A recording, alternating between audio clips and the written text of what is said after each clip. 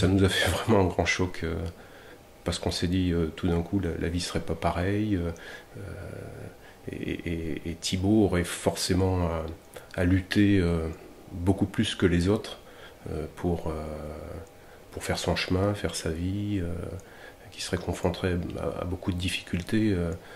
Tout ça arrive d'un seul coup, quoi. C'est-à-dire que il aura forcément beaucoup plus à faire que les autres pour arriver au même point. Et ça arrive d'un seul coup. On a discuté très rapidement des moyens de recherche avec le médecin. On essaye d'évaluer un petit peu l'ensemble des problèmes qui vont nous tomber sur la tête un jour ou l'autre, et on est loin du compte, quoi, parce qu'on peut pas les imaginer, on peut pas les envisager. En fait, ce qu'on peut dire, c'est que Thibaut est en permanence, et 24 heures sur 24, sous contrainte mécanique d'un corset ou d'attelle, où il y a toujours des morceaux de plastique autour de lui. On n'a aucune compétence médicale particulière, mais on apprend vite, et puis on sait très rapidement de quelle façon gérer telle ou telle situation. On est un petit peu tous les trois atteints par la maladie, et on essaye de lutter ensemble. C'est vrai que cette maladie impose d'être créatif, inventif, de s'adapter en permanence aux événements, à ce qui nous arrive. Avant l'école, après l'école, il y a tout un tas de manipulations à réaliser pour assurer des soins. Il y a de la kiné pratiquement tous les jours. Il y a de la verticalisation pratiquement tous les jours, ça prend du temps. Il y a de l'insufflateur pour faire travailler ses poumons également tous les jours. Donc ça se passe soit avant l'école, soit après l'école. Mais il faut bien le faire à un moment donné, ce qui fait que Thibaut a vraiment une semaine bien remplie. Il a des nuits parfois un petit peu perturbées pour deux raisons principales. La première, c'est que comme il est immobile, il faut de temps en temps le tourner ou le changer de place, puisqu'il ne peut pas le faire forcément tout seul. Et une nuit agitée, on va dire que c'est une nuit blanche. En petite section de maternelle, un jour on a une belle surprise. Un petit garçon est arrivé avec une enveloppe et dedans il y avait une carte d'invitation pour un anniversaire. Et c'est vrai que cet enfant ne pouvait même pas imaginer à quel point ça pouvait être émouvant pour nous.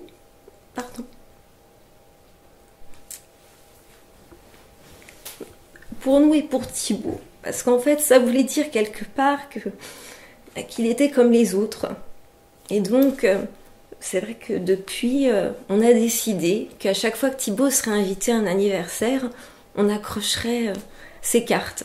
Passer une soirée, non, ça c'était l'ancien monde, quoi. C'était avant. Avant, effectivement, on pouvait nous arriver très fréquemment d'aller, comme n'importe qui d'ailleurs, sortir au restaurant, un théâtre, un cinéma, pourquoi pas. Non. Aujourd'hui, c'est plus possible. Et on l'a jamais fait d'ailleurs. On ne peut pas faire ça. Ce qui nous donne de l'espoir, c'est les avancées qui ont été réalisées ces dernières années. Le côté exponentiel des résultats observés ces derniers temps. Si on pouvait déjà stabiliser la maladie de Thibaut, faire en sorte que ça n'évolue pas, ce serait fantastique, rien que ça. Le plus tôt sera le mieux parce que c'est une course contre la montre. Hein. On sait qu'on ne peut pas non plus attendre indéfiniment, mais c'est de l'espoir et voilà quoi. Beaucoup de difficultés à se projeter dans l'avenir. On a vraiment beaucoup de difficultés. Disons que de façon naturelle, on s'imagine plutôt gérer le quotidien de Thibaut au fur et à mesure de son évolution.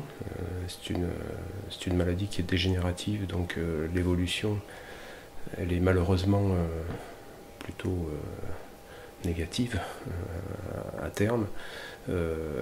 Donc on vit un petit peu avec cette épée de Damoclès au-dessus de la tête, et se projeter est vraiment très difficile, quoi. On sait qu'on aura forcément de plus en plus de contraintes et de soucis à gérer. Il y en a déjà beaucoup aujourd'hui, il y en aura peut-être plus encore demain. Thibaut, quand il aura 20 ans ou 25 ans, j'ai du mal encore à l'imaginer, je ne sais pas. C'est trop loin pour nous.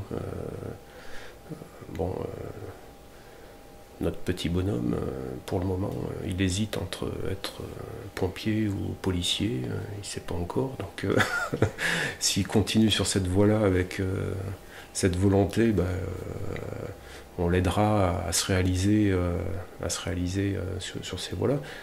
Autrement dit, on l'aidera à se forger une vie d'adulte qui soit la plus conforme avec ses aspirations.